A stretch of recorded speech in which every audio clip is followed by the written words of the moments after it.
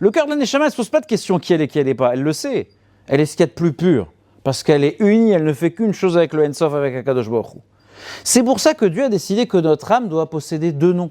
Il y a l'âme qui descend, comme Yaakov, Mémalé, jusqu'au talon.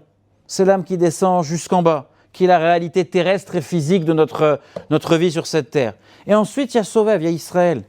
La tête, l'origine, la source. Je répète, la punition de Karet qui est la plus grave, elle atteint la plus basse des dimensions de l'âme juive, elle n'atteint pas le reste. Israël ne peut pas être séparé d'Hachem. Pourquoi ?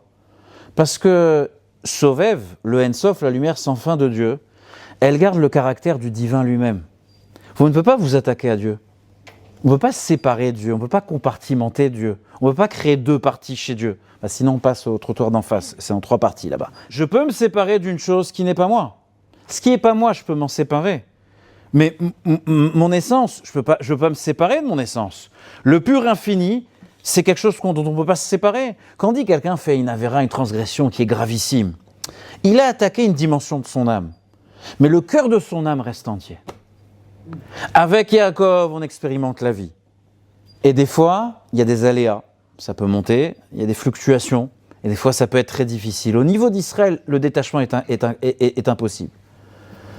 Au niveau de Yaakov, de manière consciente, je peux me sentir des fois convaincu, enthousiasmé, passionné. Et des fois, elle arrive la veille de Rosh Hashanah, par exemple, je vais me sentir complètement détaché, bloqué, je ne suis pas intéressé, je suis peut-être blessé.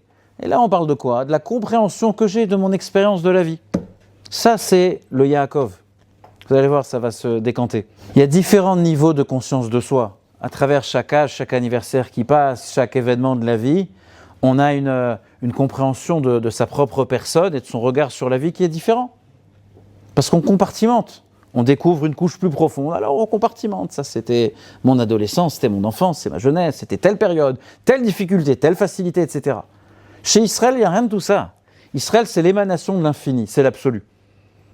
Et là est le sens de la redondance, entre guillemets, dans le verset de Bereshit. Parce que dans l'âme, il y a le Tselem Elohim, la lumière de Dieu qui s'habille dans la conscience de l'humain, dans la nature. Et il y a Betsalmo, seulement être à l'image, à son image. On sait déjà de qui on parle de l'infini.